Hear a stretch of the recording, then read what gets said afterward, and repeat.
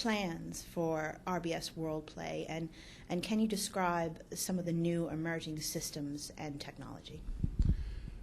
Sure. RBS Worldpay has been at the forefront of payment solutions for over a decade now, and we're absolutely investing to stay there, I think is the short answer. One of the real emerging things we're working on at the moment is contactless. In fact, last week we did the first ever contactless transaction on a bus in Liverpool, and our focus is very much on getting two pilots up and running, one in London, which is up and running, and another one in Liverpool. It's on the bus network, the transportation? It's on the Stagecoach bus network up in Liverpool. It's on 2 buses at the moment, and we're currently rolling out to the remainder of the bus network. Okay. When did that start? It started week before last. It's been going for 2 weeks. Moving on a bit, there's been a lot of criticism aimed at the PCI standards, questioning their strength and effectiveness. Does PCI compliance really equal security, or do the standards need a complete overhaul? I think PCI is a good first step. I think there's a lot of sensible standards that are outlined by the PCI. I think they're in a period of feedback now, so we're actively feeding back and we're actively talking to our merchants about what to do next. But I think the key thing about security in this world, particularly in the online world, is it's kind of like an arms race.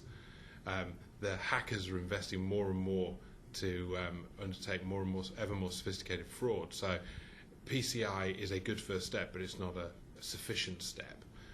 One of the things that we believe all, particularly online merchants, should be doing is checking individual transactions using risk management software such as Risk Guardian to identify transactions that are likely to be fraudulent and make educated decisions about what to do with those transactions.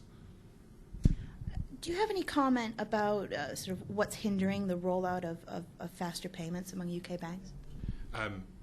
RBS actually has faster payments pretty much fully embedded now. 99% of the transactions which are eligible for faster payments within RBS Group go via faster payments. I think, talking more generally, I would say that the delays are probably due to 2 factors. One is the legacy systems, and having worked in the payments industry for a number of years, a lot of the bank systems are old and take a long time to change, and just the sheer volume of change required is probably leading to some delays. I think the second thing is, in faster payments where the payments are real-time and irrevocable, you've got to be very certain that the person on the other end of the phone is the person you think it is. And I think security concerns have also slowed down some of the banks who don't maybe have as sophisticated security procedures as the main banks. You mentioned earlier about contactless payments. Mobile payments is also a big issue. What's the future for plastic cards? I mean, when will we all be using mobile phones for payment? I think plastic cards have served us really well for decades, but the advantages you get by using mobile phones to make payments in terms of the ability for the mobile phone to do value-added services like budgeting, offering you discounts pushed by the retailer to your mobile phone, are significant. So I can see mobile phone technology offering card payment services over the next 5 years, and indeed research that we did showed that 60% of retailers expected to be accepting payments from mobile phones within 5 years. That said, I don't think we're certainly in the next 10 years going to get to a state where you only use your mobile phone for payments.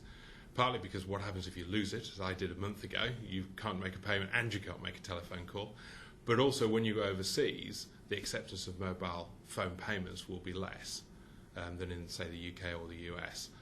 So I think people will always have plastic cards, or certainly for the foreseeable future will have plastic cards to complement their mobile phone. But I certainly think it's coming.